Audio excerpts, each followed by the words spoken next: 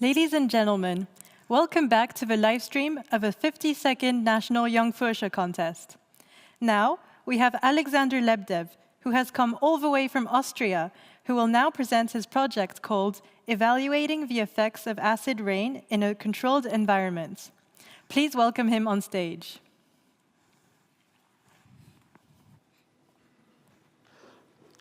One, two, three, check. Hello, jury. Hello, judges. I hope you're all doing well. And today I'll be presenting my project on which I've worked for the last few months, titled Evaluating the Effects of Acid Rain in a Controlled Environment. So acid rain is a relatively new phenomenon, only coming into being in the 1960s, and it was discovered in the USA, and it's mostly a product of human activities.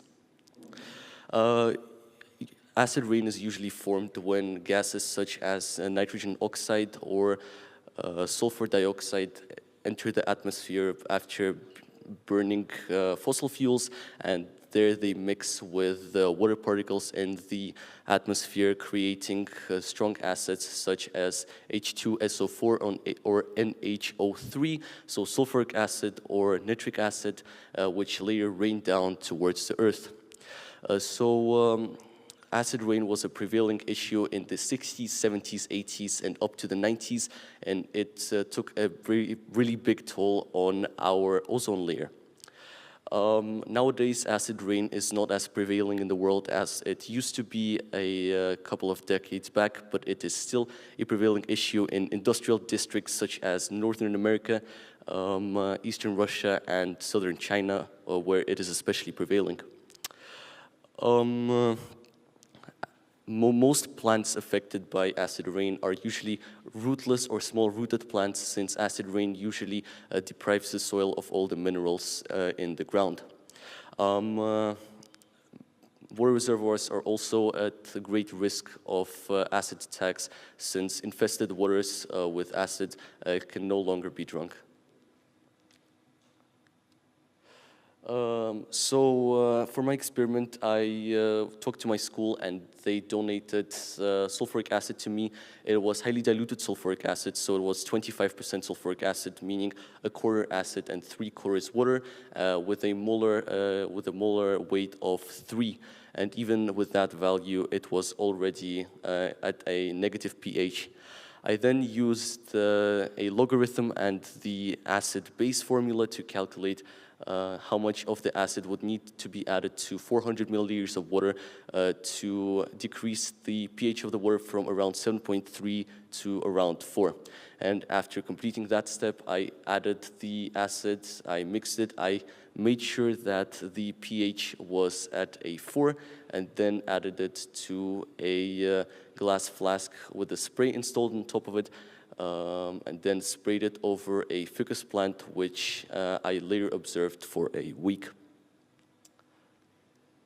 So my hypothesis was that the plant would be less flaccid and would lose an abundant amount of leaves within the week I set the experiment in, and as well as that it would partially fail to hyposynthesize, since it would lose an abundant amount of leaves. So the effects began to show after the first day, since the leaves began to discolor themselves, and after the first day, leaves could be observed accumulating themselves near the stem of the plant on the ground. The second day showed the same effects, and upon analysis under a microscope, black lines could be seen lining the leaves. And it was theorized that those were acid burns, and the theory was later reinforced by the fact that upon analyzing leaves with holes in them, the black lines concentrated around the holes. So as you can see here, the plant that's leaning towards the left, that's the acid-infested plant, and as you can see here, it's more leaning towards the left. As you can see here, the box is littered with the leaves at the bottom, and most leaves have discolored themselves, while this plant and the plant there, it's the plant on the right, are growing normally. This plant is tilting towards the left and losing an abundant amount of leaves. Here you could see the step-by-step leaf discoloration. For example, this is a leaf from day 1, that's the leaf from day 3, and that's the leaf from day 5. As you can see, the leaf from day 5 is completely eroded by the acid. And here are the black lines I talked about before. As you can see, they're completely lining up the leaf.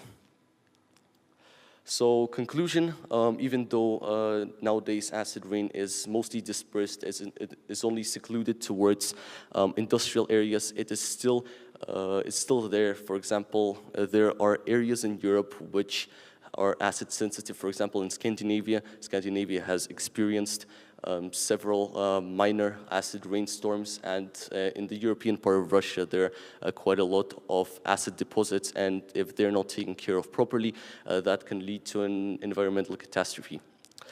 We as humans can prevent that by reducing our dependency on fossil fuels and moving towards greener and more reliable and renewable energy. Atomic energy is certainly an option, but the European Union is moving away from atomic energy. For example, Germany and Belgium have shut down multiple nuclear power plants over the past few years.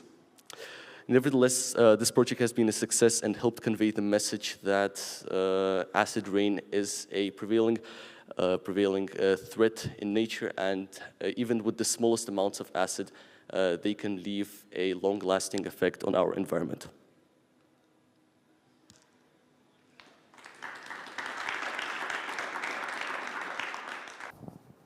Hello, Alexander. You've just been on stage. How was that? It was a pretty nerve-wracking experience at the beginning, but when I actually got into it, it was pretty magical, and I actually enjoyed it. And how were the questions from the jury afterwards? They were pretty harsh, I'd say, but they were actually pretty critical, and they had most of their points were pretty good, and they were pretty well worded. Okay, and maybe did some questions inspire you? Some questions did inspire me. For example, there was one pretty critical question that was aimed at my experiment, and it said that I conducted the experiment wrong, and I think that's a point where one could learn from. So I think in my next experiment, if I were to conduct an experiment based on plants and acid, I'd improve on that and make the experiment more long-term. Very good. And do you plan on doing that again, or was this your first time, by the way? First time? No, this is not my first FJSL time. This is my third project in FJSL. But if I was brutally honest, I would not repeat the experiment again, and I would instead focus more on aerospace engineering and propulsion. So we're definitely going to see you again, though. Yeah, definitely. Next year I plan on coming back and doing another experiment. So you were talking about changing the topic slightly. Is there a reason for that? Is there like a new inspiration that came that made you now choose a different path of research? Frankly, no. In FJSL, all these years I've been experimenting with different topics, for example, biology, or for example, yeah, actually most of my projects were based on biology. And I think I want to do something from my own interests, but I've always faced the dilemma that my interests cannot be replicated on a house level. But next year, I think I'll do more or less theoretical sciences, and I'll present the project as theory. Very well. As a veteran who has already partaken quite often, what would be some recommendation that you could pass to the next generations? To the next generations, I think don't procrastinate while doing your project, and actually focus, make a plan for it, and when the day of your presentation comes, don't be nervous and actually have fun. That's good advice, because it is about having fun and following your interests. That's why I think it's a good idea to go after something that you like. now that you were talking about starting off with a lot of biology and now switching to something else, what was then your main inspiration or your main motivating factor to be like, yes, I'm going to do different projects, different presentations? I think there was really no definite factor. I think it was me just thrashing about and trying to order and choose something that would suit me. But I think I will already, next year I'll settle for something that'll suit me. Very well. We are looking forward to it. Yes, thank you very much.